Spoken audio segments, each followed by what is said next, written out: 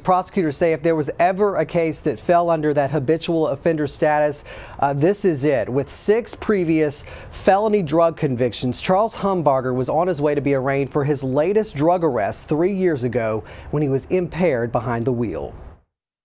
A month after a jury found him guilty of manslaughter and second-degree assault, 37-year-old Charles Humbarger learned his fate in Mobile County District Court.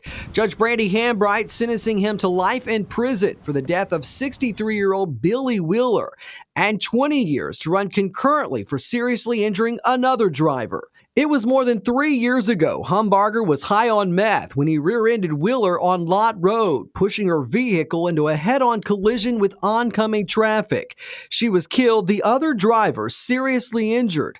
Humbarger, who walked away unharmed, was out on bond for drug charges. And they know when they bond out, a condition of bond is not to commit any new law violations, not to commit any new crimes. And that's in fact what he did by electing to imbibe in methamphetamine and get behind the wheel of his vehicle. Humbarger had been arrested 4 days before the deadly crash and had bonded out the day before. That, on top of his 6 prior felony drug convictions, qualified him as an habitual offender. This was the fact that we had an individual out on bond for a drug case, and when he was coming to court for his arraignment, he was still deciding to do drugs. And apparently his plan was to be in court after using methamphetamine.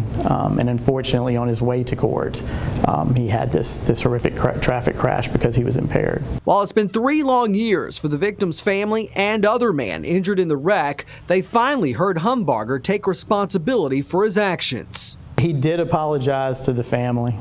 They have certainly been waiting for that. The family has been of the opinion that he has not shown remorse up to this point. Now, had Humbarger not qualified for habitual offender status, he could have received anywhere from 2 to 20 years for that manslaughter charge and served up to 2 years of a 10-year maximum sentence on the assault charge. Live tonight in Mobile, Lee Peck, Fox 10 News.